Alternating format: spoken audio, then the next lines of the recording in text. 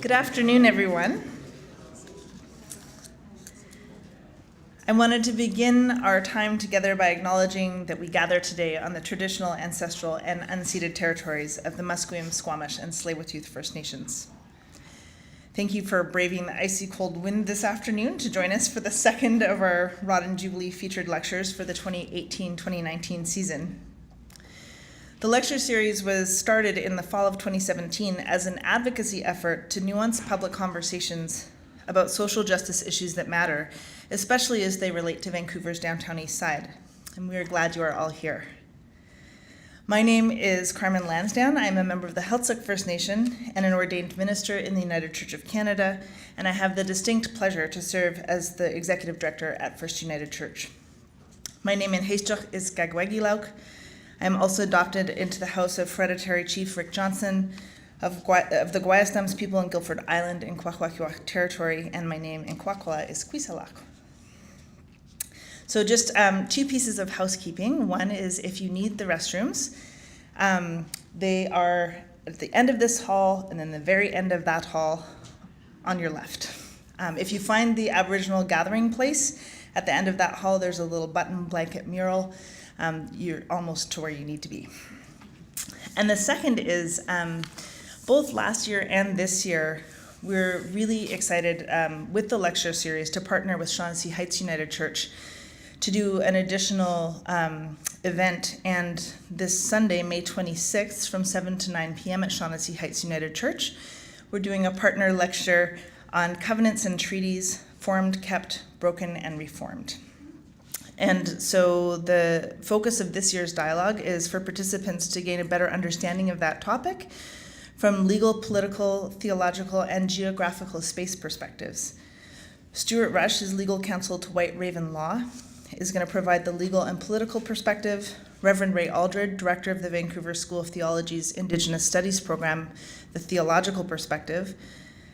And Cole Harris, professor emeritus of the UBC Department of Geography and author of Making Native Space, Colonialism, Resistance, and Reserves in British Columbia, with a geographical perspective.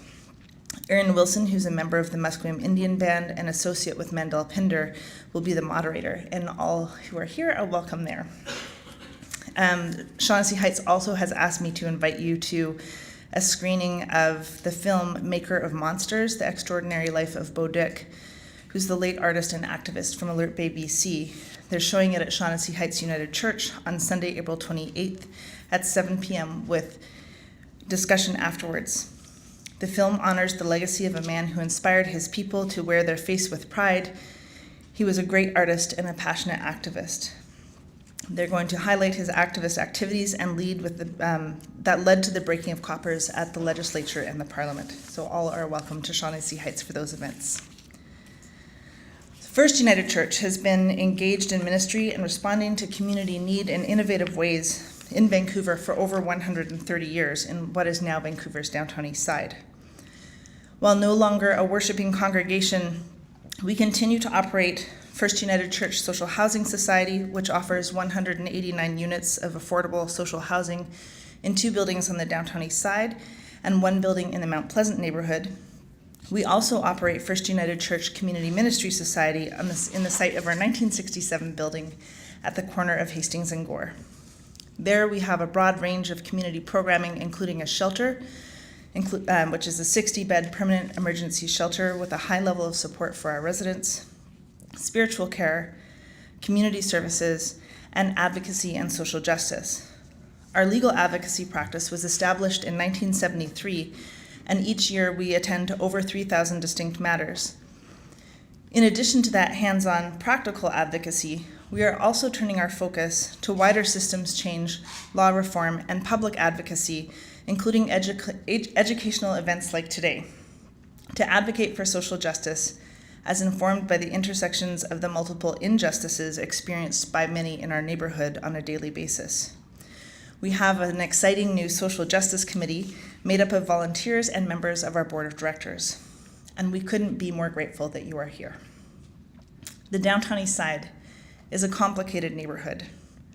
Still the poorest urban postal code in Canada, the median individual income at the last census was just under $14,000 a year.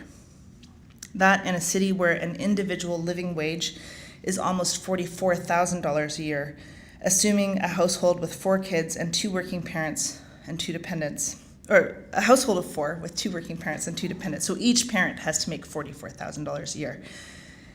If you haven't heard of the term living wage, it refers to the amount of income each earner in a household needs to cover basic expenses. Those basic expenses only include food, clothing, rental housing, childcare, transportation, and a small amount of savings to cover emergencies. It does not include cable, internet, cell phones, eating out, any of the small luxuries in life that some of us in Vancouver hope to enjoy. So if you need $88,000 to just meet the basic needs in Vancouver, many in our neighborhood are making significantly less than that, if anything. Many of the folks in our neighborhood have concurrent diagnoses of mental health issues, alcoholism, and or drug addiction. Some estimates are that upwards of 80% of the community are included in this group. In addition to mental health and addiction, many folks are faced with multiple complex medical challenges as well. 1996 winner of the Nobel Prize in Economics, Amartya Sen, wrote in his book Development as Freedom that all forms of freedom are connected to each other.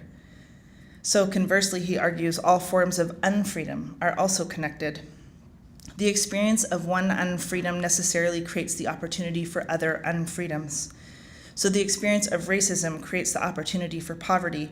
The experience of poverty can create political unfreedom. Political unfreedom can create physical unfreedoms, and so on. So in the downtown east side, with all of the systemic barriers to the flourishing of life in physical, political, and social ways, it is not surprising that such a high percentage of the people living in our neighborhood are Indigenous.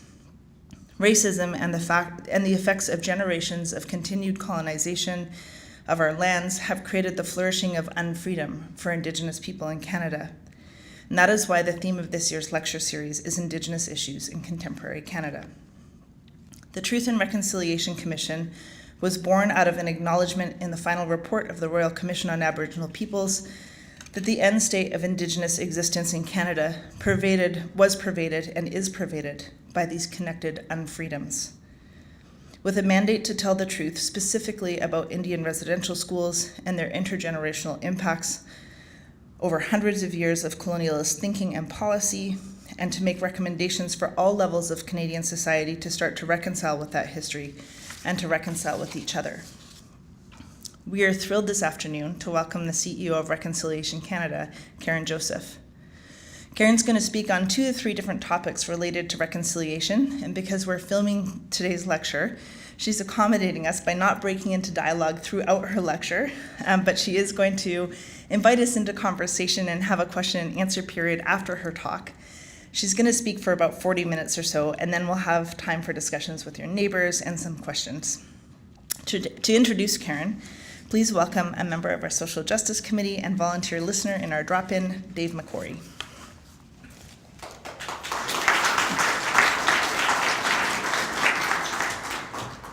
Thank you. As noted, I'm Dave McQuarrie.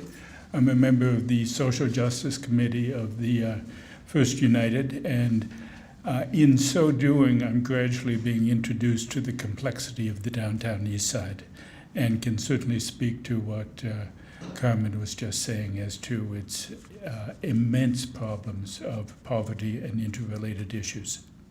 So I bid you welcome to the 2018-2019 Roddan Lecture Series, established to nuance community conversations about complex social problems. And this year focused on Indigenous issues and reconciliation. And our speaker today, Karen Joseph, is a distinguished Musqueam Sawadenic. I apologize if my accent is a little rusty, one of the difficulties of aging.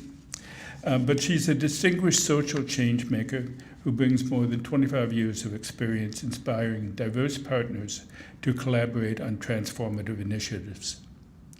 In 2012, she co-founded Reconciliation Canada to uphold a dream held by her father to witness thousands of people walking together in support of Canada's Truth and Reconciliation Committee, Commission, especially in its support for survivors of the Indian residential school system. Then in September 2013, the Walk for Reconciliation occurred and brought 50,000 people to the streets of Vancouver to display their commitment to revitalizing the relationships amongst indigenous people and all Canadians. Since then, she has championed hundreds of gatherings with a diversity of leaders to advance individual, organizational, and societal reconciliation. She is a fellow of the Academy of Systems Change and a graduate of Getting to Maybe, Social Innovation Residency. In 2017, she was recognized by the BC Business Magazine as one of the top BC women of influence and was recently awarded Canada's Meritorious Service Medal in the Civil Division to recognize her contributions to Canada's reconciliation movement. I also just learned recently that she's now a member of the board of First United, and I look forward to meeting her more often. So I anticipate with great pleasure that we are looking forward to hearing Karen speak. So please welcome Karen Joseph.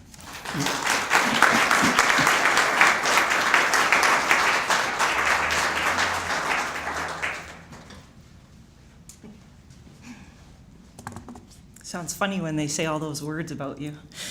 My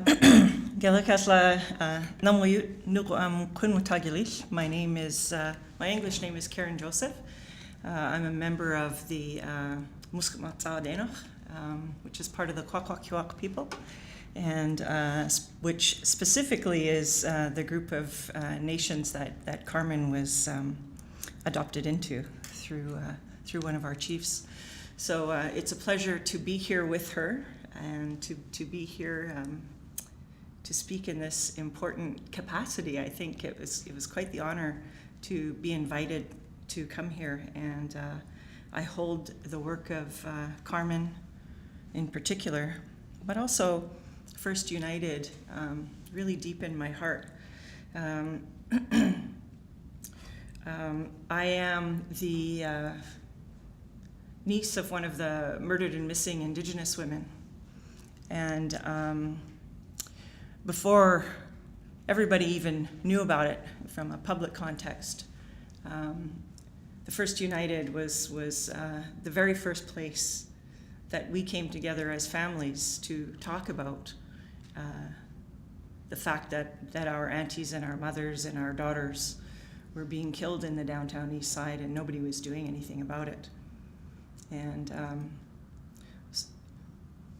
so our families gathered together with some of our elders and some of our leaders, and First United opened the doors for us to be able to begin that dialogue and to be able to begin that healing. And so I'm really grateful for the work that you do in particular, and First United. And I know that the request here today was for people to come and participate either freely or by donation. And I know because I'm a part of that community that we're referring to the daily realities that people are trying to struggle through and getting for that. So Carmen, in the way of our people, here's a donation to help with some of that work as a small recognition of what they're trying to do there on a daily basis. And I would invite anybody who hasn't done that to please contribute to the important work of First United, because they are doing the work that many of us can't because we're doing other important work or really just don't have the capacity to do. It's hard work when you're in the front lines of our communities and you're doing that on a daily basis. And so you're the real heroes in my mind. So, Galakasla Carmen. It's funny, I noticed that the title on the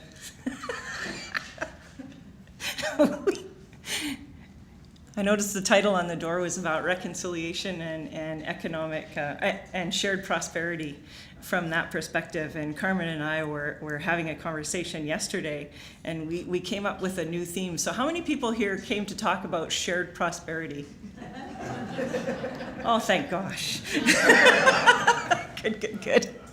Because Carmen and I came up with a new title. We said,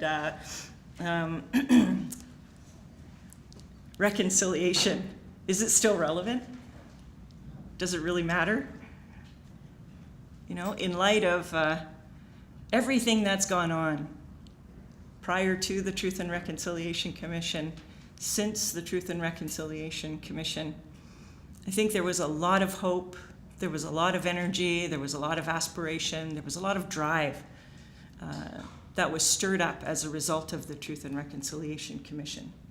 Certainly, Reconciliation Canada emerged from that hope, emerged from those aspirations that we held both as Indigenous people, but also the larger community, the larger Canadian context, really recognized for the first time the histories and the policies and the active intention to place Indigenous people in the positions that they were today.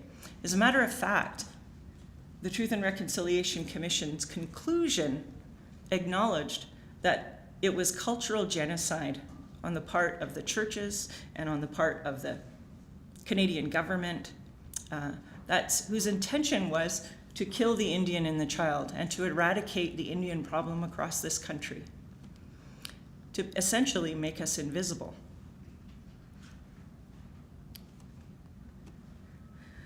So is it relevant? We had all of this hope and all of this aspiration, and since then, what's happened? We have the opioid crisis in the downtown east side that's, you know, people are working hard to try to create change of. We've had essentially a lack of progress on the murdered and missing Indigenous women's and children's inquiry. We've had a rising number of Indigenous children in care. We've had the recent release of the United Nations Social Development Goals that ranks Canada number 8 in the world, which incidentally has dropped from sort of the top 3 to now number 8. But if you actually only look at the results of Indigenous people within that, we're actually below number 56. And so, is it still relevant? What are we doing about it? And you know, when we first started all of this, when we had that walk for reconciliation, we had a keynote speaker come in, Dr. Bernice King, who is the daughter of Dr. Martin Luther King. And we were commenting, if you see some of the pictures of us up on the stage, we were commenting about the similarities between the two initiatives, the first RAIN that Dr. King had. If you notice the pictures, my nephew Thunders, there was a clear podium. He's sitting under the podium looking at my dad. Her brother did that to his dad in the first, you know, there was lots of similarities. And one of the things that she said during that speech that stuck with me, there were a couple of things. But one of them was, don't you get weary. Don't you get weary.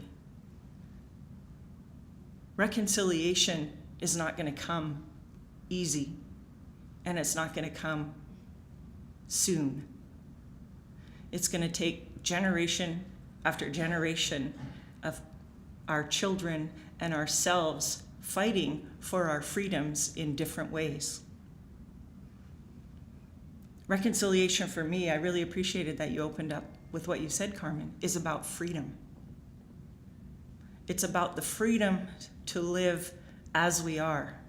It's about the freedom to recognize our individual gifts as human beings. And it's about the freedom for us to excel in the ways that we excel, regardless of what society tells us. And for us as Canadians to start recognizing our common humanity. To recognize that all of us have aspirations for our children. All of us have aspirations for something better in the future. That's why we get up every day. Imagine if you thought every day that you got up, you were doing something for nothing. Missing your families, missing your children, losing out on those specific moments of joy because you had to go to work, because you had to labor, because there was no future for you. Would you be able to do it? So yeah, reconciliation still matters. Reconciliation still matters because we still are here. We as Indigenous people are not going anywhere anytime soon. We've proven that for generation after generation after generation, in spite of horrific policies and practices that were aimed to destroy us as a people. The only reason why the Truth and Reconciliation doesn't use the word genocide is because before they even started, the Canadian government said, we will allow you to do this Truth and Reconciliation Commission, provided you don't use the word genocide, but you can use cultural genocide. But if you actually look up the definition of genocide from the UN definition, every one of those qualifications are met through the policies and practices that have happened with Indigenous people. So given that state, why reconciliation? Why have this conversation? How many people think that reconciliation is an Indigenous issue? Thank you. We didn't create this mess. We're the target of the mess. And so if we're going to actually create something going forward, we're going to need to do it together. I truly, fundamentally believe, and I did not believe this when I started, that all of us as Canadians want to see a better future for this country. All of us. We're all working hard. We're all getting up because we want to make a difference every day. And the thing that we've never been able to do, or that we haven't been doing as well as we might want to do, is doing that together. That's Namuyu, all my relations. All of us together, putting our best strengths and our best knowledge and our best effort is what's going to make a difference in this country moving forward. Because all of us, every day, have an opportunity to share something unique. And I think that we forget that sometimes with the daily mundane things that happen. And I know for me, that's certainly been the case. I'm watching what's happening with Jody Wilson-Raybould. For me, as an Indigenous woman, she's a Kwakwaka'wakw woman. She is a woman of amazing integrity. She is a woman of amazing strength. And we're watching that lack of reconciliation played out on the national scene. And it's impacting my daughter because she's watched Miss Wilson-Raybould from the time she got in. And so we get weary some days. Some days you want to kind of go, I don't know, is it all just platitudes? Are we really able to make a difference in this world? So I started kind of humdrumming around a little bit. And then this is the beauty of being offered these opportunities to speak in these amazing settings to amazing people who actually care about this, because look at it out there. It's Vancouver. It's Saturday. Why are you here? So it must be important to you. But I was thinking about how this all started. When I get down on those days, when I feel myself getting weary, when I start thinking about why are we even doing this day after day. And I remembered how this Truth and Reconciliation Commission started. I was there in the beginning. My father was the executive director of the Indian Residential School Survivor Society, whose purpose was to push forward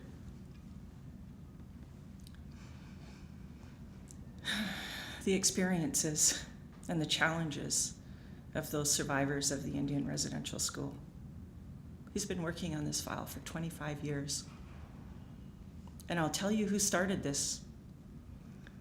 was not some policy analyst, wasn't some CEO, wasn't some ED. It was actually a few indigenous men, a couple of whom to this day live in the downtown east side, suffering in those long-term effects of the Indian residential school system. And those men, in spite of all of the harm that was done to them, in spite of all of the discrimination they experienced in our legal system, continued to move forward. And those men inspired other men, who inspired other women, who inspired all of these people from across the country to stand up and do something. And so they did.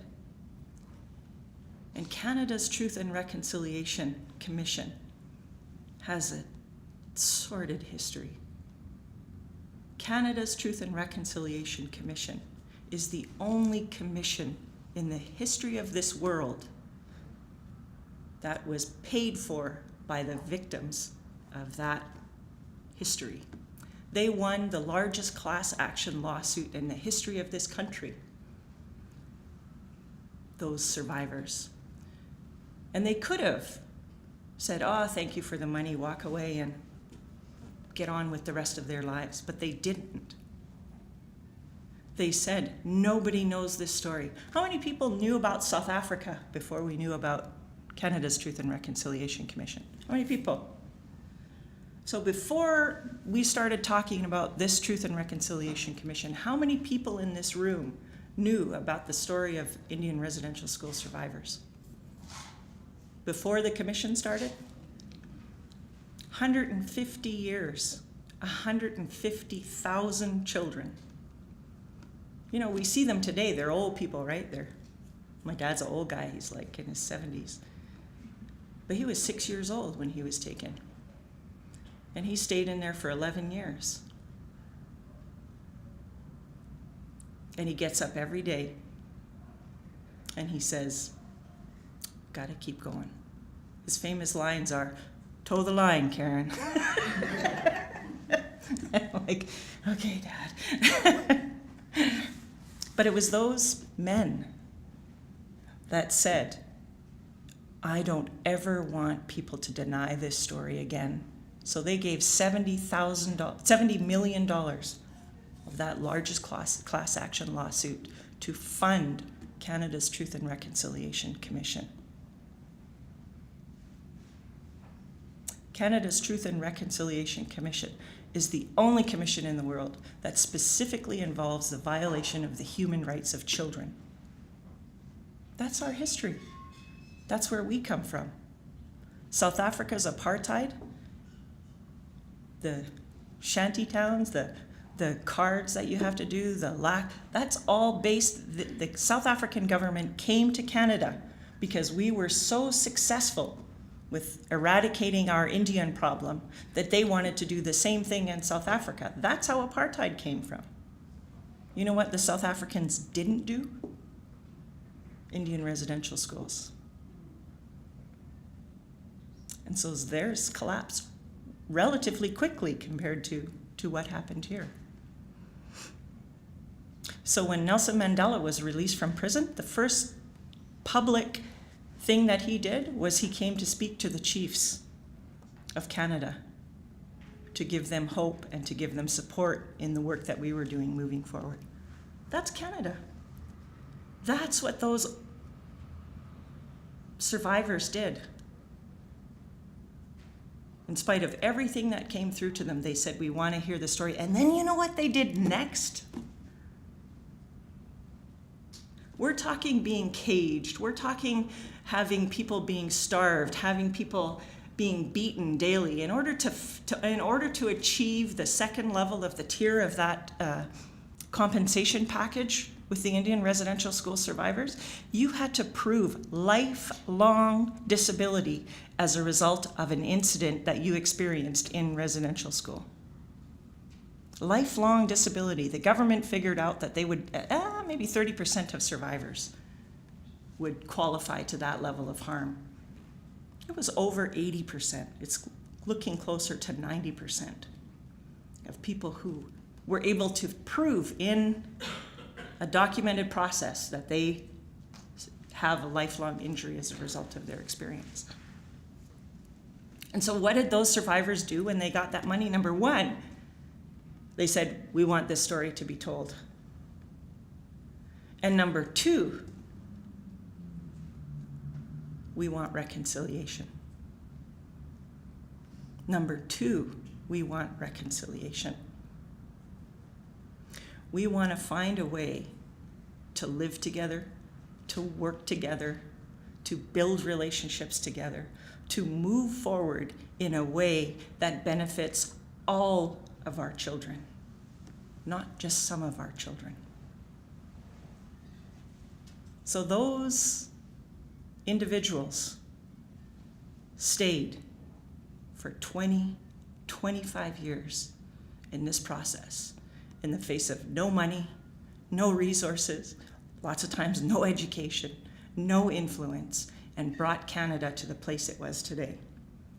So who are we to say I'm tired?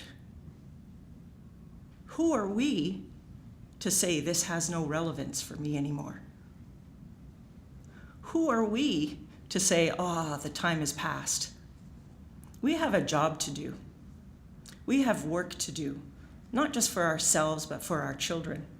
Because when my daughter asks me, what did you do when things got hard? I don't want to say to her, I quit. I walked away, did something different. I have hope because I know in the few years that I've been working in this place that we collectively, as Canadians, as Indigenous peoples, want something better together. Namwiyut. We have got to find a way to live within the confines of this planet that we are stewards of. To find a way to distribute some of the wealth that some of us have been able to accumulate. And to find ways to work together to build relationships that are going to benefit all of us. And that recognize that all of us have different skills. Not everybody in here is a mathematician. Not everybody in here is a physician. Not everybody in here is a politician. Kind of a dirty word for some people, but you know, I always like to say not all Indigenous people are hoop dancers. You know, I'm a strong Kwakwaka'wakw woman. Can't dance for a lick. Can't sing for the life of me. You see my sister? She's like, the angels have come down and blessed you. And I'm like, My daughter says, Mama, please stop.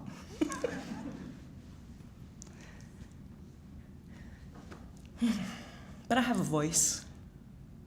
And I'm provided with these amazing opportunities to share some of my thoughts and to share some of my wisdom. And that's the contribution that I make as an Indigenous person, as a strong Indigenous woman, to furthering our place together in this country to create something so that our children and our grandchildren and our great-grandchildren can all walk down the street with dignity and grace and knowing that they have a purpose and they belong. So I thank you for this opportunity to come and be here today. I want to open up the floor to some questions. I'm sure there's lots, and I'm winded, so windy when I talk. So what I'll do is ask, how was the process you wanted to do it? Just do 2 or 3 questions at a time. 2 or 3 questions at a time, because otherwise I'm never going to hear all your questions. It'll take me 5 minutes to answer one, and then we'll have to go home. So if we get 2 or 3 questions, I'll answer those, and then we'll get into some dialogue. I have a process for you after this that I want to get into. So how much time do we have left? You have Half an hour? Okay, good. So we'll do 15 minutes of questions, and then I'm going to do 10 minutes of process, and then we'll say farewell. Till next time. So questions. Please have some questions. Okay. Yep. So reconciliation, when you've described it, look? I mean, is it an endpoint or is it a continuous process? So how, like, I think Okay, it's that's one- helpful if we That's one question. So, talk about yeah, what it means. that's a beautiful question. Thank you. Do we have another one? I'm very late, so No worries. I'm sorry. I'm always late too, so. I only have a question about the word used, Mm-hmm. reconciliation. Mm-hmm.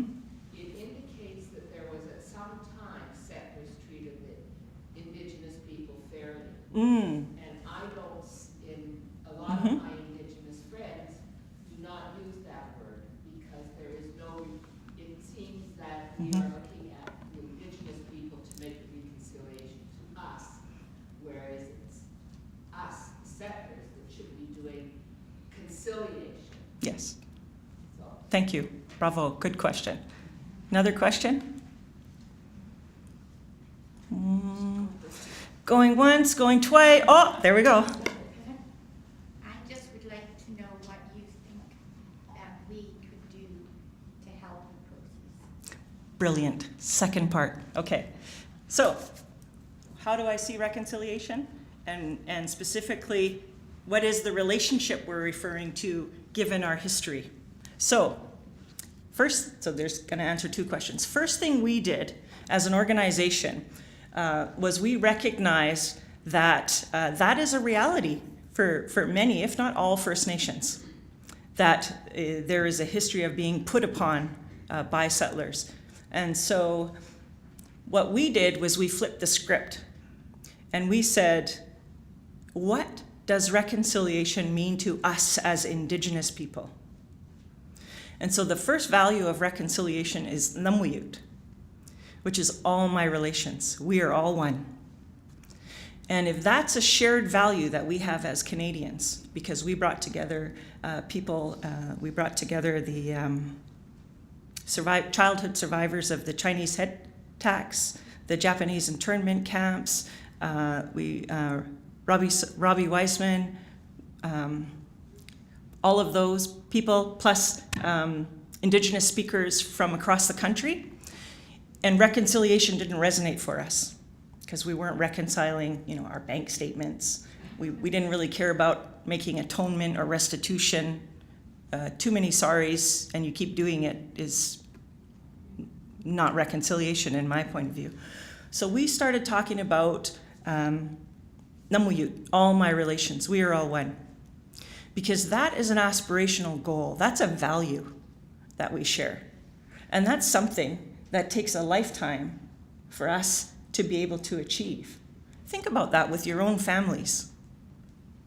The relationships that you have with your own families, being able to have open and honest dialogue about the challenges that you face within your own relationships. If you're disrespectful to your partner over and over and over again, and you're just saying, oh, sorry, here's $10. Where's the swear jar? Here it is. Oh, sorry. Here's $5 in the swear jar. What do you think is going to happen in 10 or 15 years? Do you think they're going to be there to keep saying I'm sorry to? Do you think that there's going to be mutual respect? Do you think that you're going to be able to walk down the street and feel like you can walk in dignity and you can walk in peace? So for us, the ultimate goal in reconciliation is nakalkala, peace within. It doesn't mean that I have to know everything. It doesn't mean that I'm not going to make mistakes along the journey. But it means that if better is possible, is good enough? If better is possible. This is a journey. We're all learning it. Nobody has the answers. If we had the answers, we'd be there by now. We don't have the answers. But we're sure as heck never going to get those answers if we keep staying apart from one another. If we don't recognize that every one of us, regardless of where we come from, has a gift, and we have a gift that we can contribute to this process. I'm a gabber. I can do that. My sister can sing. She can bring healing in a room that you could never hear. I could never achieve that level of peace when she sings some of those love songs. Some people are just eloquent writers. Man, put me in front of a piece of paper blank and I'm just like, oh God. We all have gifts. And so we need to figure out what those gifts are, how we can best contribute. What's your passion? Because it's not like reconciliation is just about policy. Are relationships about policy? Do you have contracts with your families? You know, toilet paper must only go this way, right? What is it? The toothpaste jar, you must roll it up or squish it out, right? There's rules around that in families, you know. It's like, how many have you done that? You know, your socks go this way and not that way. Keys go here. Everybody has different rules. It doesn't mean they're right or they're wrong. It just means that we have to start understanding one another. Why do you do the things the way you do them? Doesn't mean you're right. Doesn't mean I'm wrong. I just want to know because I care about you. You know? Those are some of the things that we have to start doing. This is about rebuilding our relationships. Then we're less likely to continue to make these wrongs. Because if you do right in a relationship, you feel better. You feel better. It's its own reward. You know? Your child looks up at you. I mean, how many of you have had that experience? Your child's like, oh, I love you, Mama. And they're 12, right? They barely even talk to you. And then they're like, I love you, Mama. And you're like, oh, that was good for the day. You know, as opposed to, I can't believe you did. Okay. But, and you remember doing that. I mean, how many people in here, this is reconciliation. How many people in here said, I'm never going to be like my parents when I grow up? Right? And then it comes out and it's like, oh my God. And you keep learning and you keep growing. So we're not going to get there. But we have to make it an intention. Because it's a river. So if you stop swimming, you don't get to stay where you are. Olympic swimmers, Olympic athletes don't get to stay Olympians unless they keep practicing. It is a daily commitment, it's a daily practice, and it's daily engagement. Talk with your family at home. Talk with your friends if, you know, sometimes it's a little bit scarier talking to families first, but talk with your group of people. What are they doing? What do you do when you hear something? You know, there are some very specific things that I want to see happen around reconciliation, and so I'll answer some of those. See, this is what I said, don't ask me a question because I'm going to keep going. So I'm going to stop there. How much more time? You're good. Okay. Any other questions? And then I might go into some action. Action. Does anybody remember that commercials, those participation commercials? That's what I'm always thinking of. I'm aging myself. I remember the first time I was in I can't remember where we were. We were walking by some place outdoors, and my daughter says, oh, Mama, what's that? And I said, what? She goes, that. I said, oh, that's a telephone booth. She goes, that must be from long ago, like back in the 80s. Yeah.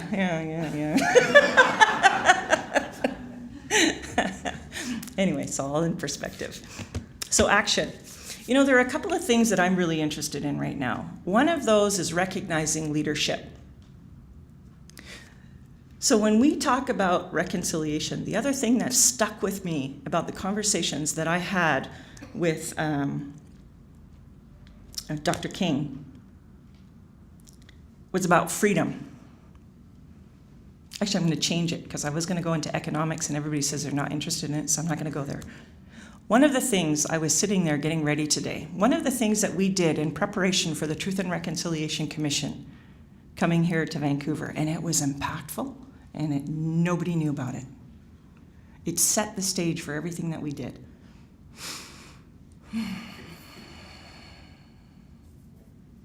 Unbeknownst to everybody, the first poll that went up for the murdered and missing Indigenous women actually went up in the park on Franklin Street. What's it called? Oppenheimer. It was a small gathering just with the family members. And then with the Valentine's Day March, they started going there as an endpoint. But one of the things that we did before we started the Truth and Reconciliation Commission, was we actually brought together people of faith, however you want to determine that, doesn't matter. People who see themselves as spiritual beings, to come together and to create a collective energy field that allows us to permeate that commitment into society, to take it from the earth, to take it from our ancestors, and to make a commitment going forward. And so one of the things I was thinking, because I always get asked that question around action, what could we do? And because I think we're tired, we need to re-energize ourselves. We need to refill our tanks and get ready for the next wave that's going to happen with reconciliation, because it's coming. I would like for us somehow, if somebody has some time in here, to perhaps volunteer some time with Reconciliation Canada, maybe with First United, and we could find a day to host that gathering of spiritual people, just to come together and if you want to call it prayer, if you want to call it meditate, if you want to call it setting an intention, for us to set an intention together to refill our tanks and recommit to the hard work that's going to come after us, and to make it fun. I couldn't get up and do this every single day if I didn't have some fun. So if anybody knows how to make a whole group of people laugh silly from the belly, it's not me. You see these lines, that's not my strength either. Come and join us, and we'll stop it off with that. So that's what I would ask. That's a very intentional piece here that I would ask people to do. If you don't want to do that in a collective, do that at home. Because I believe when you start putting out those intentions, it shifts the world. Before the Truth and Reconciliation Commission happened, some of those survivors that started this thing, the first thing they did was they held a fire for 4 days, saying, we don't know what's going to happen, but we want a national conversation on the Indian residential school survivors. 4 years later, the commission was announced. Set an intention. What do we want next as a society? This is not for Reconciliation Canada to be directive about it. This is about a collective us.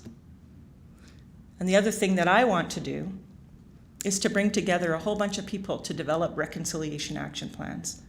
We're on the road of doing that inside our little offices and inside our little doors, but I'd actually love to host a community gathering somehow where we talk about what does a reconciliation action plan look like for smaller organizations, for grassroots organizations. I think that would make a huge difference. And it's not about, having a whole bunch of money. We'll find a space, we'll bring some good thoughts and good heads together, and I think we can make that happen over a couple of days. So those are the things I would like us to do, because it's tangible. And I see lots of people making reconciliation action plans, and I go, oh my God, it's not about the number of Indians you get in the door, it's about the number of people we keep in the door, and it's about the cultural change that we're able to make. And so reconciliation is not a checkbox activity. It's about changing our minds, changing our hearts, and changing our action as we move forward sustainably. But it's small things every day, It's small things every day. It's like those people that say, not me. No, I better not say that, but no, I'm gonna. Inner dialogue. It's like I'm going on a diet, right? And then you whip out everything out of the house and you never do anything. I'm never gonna eat that again. And then it's never realistic, right? You just can't maintain that forever. It's about those small, sustainable things that we can do every single day.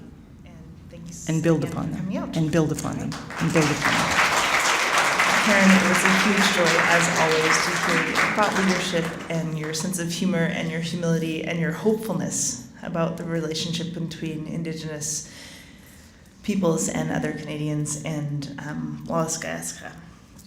I also want to say Walaska, thank you to our sponsors.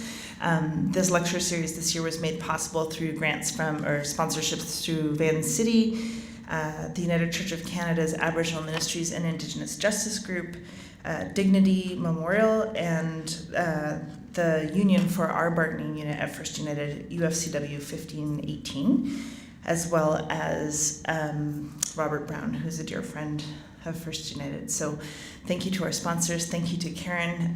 We'll be around for a few minutes if you want to have conversation and maybe come up and say hello. And thanks again for coming out. All right.